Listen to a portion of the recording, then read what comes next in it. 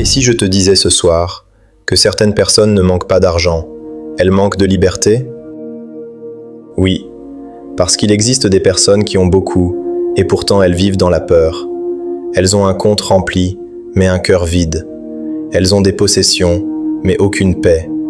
Elles accumulent, elles courent, elles construisent, mais elles ne se sentent jamais rassurées, jamais satisfaites, jamais pleinement en paix. Et je vais te dire quelque chose qui peut surprendre quelqu'un ce soir. Parfois ce n'est pas nous qui possédons l'argent, c'est l'argent qui finit par nous posséder. Bonsoir, bienvenue sur Canal Prière Chrétienne TV. Je suis André Johnny Célestin, et ce soir nous arrivons au jour 3 de notre série « Quand le ciel débloque la terre ». Les 2 premiers jours, nous avons fait quelque chose de fort. Le jour 1, nous avons identifié et brisé les verrous invisibles. Le jour 2, nous avons parlé de la purification des sources. Mais ce soir, nous allons plus profondément.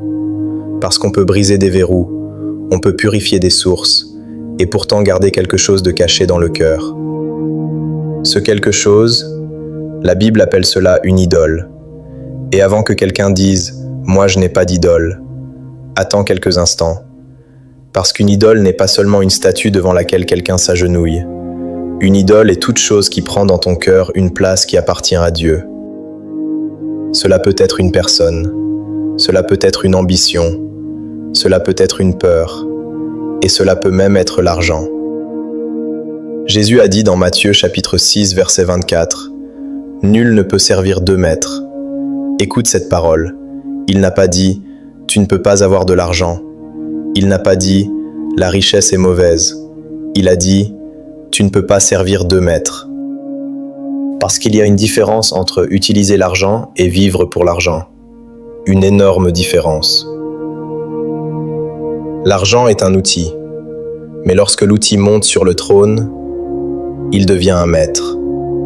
Et beaucoup de personnes ne réalisent même pas quand ce changement commence. Peut-être que quelqu'un écoute ceci maintenant et dit « Comment savoir si quelque chose prend trop de place dans mon cœur ?»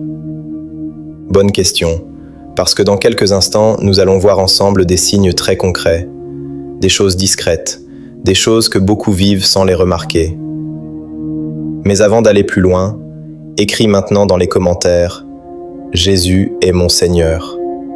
Écris-le avec foi et reste jusqu'à la fin, parce que la prière de ce soir ne sera pas une simple prière. Ce sera une déclaration où nous allons remettre à Dieu nos finances, nos peurs et notre confiance. Identifier les idoles. Maintenant, allons plus loin. Parce qu'une idole est rarement visible au début. Elle n'entre pas dans une vie en disant « Bonjour, je vais prendre la place de Dieu ». Non, elle entre discrètement, petit à petit, silencieusement. Et le plus étonnant, c'est qu'au début, certaines choses paraissent normales. Travailler dur est normal, vouloir progresser est normal, désirer une meilleure vie pour sa famille est normal, vouloir bâtir quelque chose est normal, il n'y a rien de mauvais là-dedans. Mais une question devient importante. Qui est assis sur le trône de ton cœur? Parce qu'il y a une différence entre « j'ai de l'argent » et « l'argent m'a ». Je vais te montrer plusieurs signes, et pendant que j'en parle, je veux que tu examines ton cœur avec sincérité, pas avec condamnation, pas avec peur, simplement avec honnêteté devant Dieu. Premier signe, la peur constante du manque. Tu as peut-être suffisamment aujourd'hui, mais malgré cela, tu vis avec une inquiétude permanente. Et si demain tout disparaissait? Et si je perdais tout? Et si je n'avais plus assez? Quand la peur gouverne constamment nos pensées, elle finit parfois par prendre une place qui appartient à la confiance en Dieu. Deuxième signe, le besoin d'impressionner les autres. Certaines personnes dépensent non pas pour un besoin, mais pour une image. Elles veulent montrer qu'elles réussissent, elles veulent être admirées, elles veulent paraître plus grandes qu'elles ne se sentent intérieurement. Mais écoute ceci, une valeur réelle ne vient pas d'une marque, elle ne vient pas d'un téléphone, elle ne vient pas d'une voiture, elle ne vient pas d'un chiffre. Ta valeur ne change pas selon ce que tu possèdes. Troisième signe, l'insatisfaction permanente. Tu atteins un objectif, puis immédiatement tu veux autre chose. Tu obtiens quelque chose, puis cela ne suffit plus. Tu avances encore, puis ton cœur reste vide. Parce qu'aucune chose matérielle n'a été créée pour remplir une place qui appartient à Dieu. Quatrième signe, le refus de partager ou d'être généreux. Parfois ce n'est pas le montant qui est difficile, parfois c'est la peur derrière le montant. Et si après je manque? Et si je n'avais plus assez?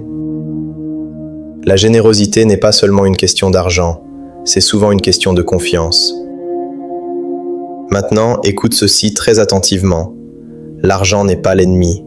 La Bible ne dit pas « l'argent est la racine de tous les maux ». Elle dit « l'amour de l'argent ». Il y a une différence immense. L'argent peut nourrir une famille, l'argent peut soutenir une œuvre, l'argent peut aider quelqu'un, l'argent peut être un outil pour bénir. Le problème commence lorsque notre confiance glisse lentement vers lui. Et je sens que quelqu'un écoute ceci et réalise quelque chose. Je croyais chercher seulement la sécurité, mais peut-être que je cherchais une sécurité que seul Dieu peut donner. Dans quelques instants, nous allons entrer dans une prière forte. Une prière où nous ne rejetons pas les bénédictions, nous ne rejetons pas le travail, nous ne rejetons pas les ressources. Nous allons simplement remettre Dieu à sa place, la première place. Mais avant d'aller plus loin, écris maintenant dans les commentaires « Dieu d'abord » et partage cette vidéo à une personne qui a besoin de ce message ce soir. Parce que dans la prochaine partie, nous allons entrer dans une prière puissante de consécration et de liberté intérieure. Prière de consécration. Nous arrivons maintenant à ce moment où les paroles deviennent personnelles, ce moment où nous cessons simplement d'écouter et où nous présentons notre cœur devant Dieu. Parce qu'au fond, ce soir n'est pas une question d'argent, ce n'est pas une question de richesse, ce n'est pas une question de compte bancaire, c'est une question de confiance. Qui est assis au centre de ton cœur? Qui dirige tes décisions? Qui calme tes peurs? Qui détermine ta paix? Parce qu'il y a une chose que l'argent ne pourra jamais acheter, la paix profonde, la sécurité intérieure, le repos de l'âme. Je veux que pendant quelques secondes, tu oublies tout ce qu'il y a autour de toi, les distractions, les soucis, les calculs, les inquiétudes, les factures, les pressions. Dépose tout cela devant Dieu maintenant. Si tu le peux, pose ta main sur ta poitrine et prie avec moi, pas comme un spectateur. Prie avec foi, prie avec ton cœur.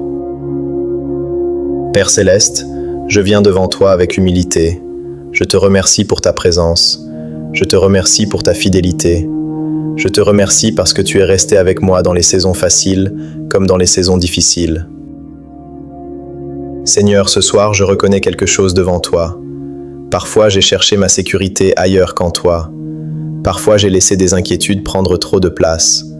Parfois, j'ai laissé des choses matérielles occuper une place qui te revient. Aujourd'hui, je reviens vers toi. Je te présente mon cœur. Je te présente mes finances. Je te présente mon travail. Je te présente mes projets. Je te présente mes rêves. Je te présente mes décisions. Je te présente mes peurs. Je déclare aujourd'hui, Jésus-Christ est Seigneur de ma vie. Jésus-Christ est Seigneur de mes décisions. Jésus-Christ est Seigneur de mes finances. Je refuse de vivre dans la peur constante. Je refuse de vivre dans l'inquiétude permanente. Je refuse de laisser mes possessions définir ma valeur. Ma valeur ne vient pas de ce que je possède. Ma valeur ne vient pas d'un chiffre. Ma valeur ne vient pas d'un statut. Ma valeur vient de Dieu. Je choisis aujourd'hui de faire confiance plutôt que de vivre dans la peur, de marcher avec sagesse plutôt qu'avec précipitation, de pratiquer la générosité plutôt que l'égoïsme, de suivre Dieu plutôt que les pressions du monde. Je déclare, je suis libre intérieurement. Je suis libre de l'anxiété. Je suis libre des chaînes invisibles. Je suis libre de vivre dans la paix. Je reçois ta sagesse. Je reçois ta paix. Je reçois ta direction. Je reçois ta grâce. Par la foi. Amen. Avant de partir ce soir, j'ai besoin que tu fasses 3 choses. Premièrement, écris maintenant dans les commentaires « Dieu d'abord », comme une déclaration publique de foi.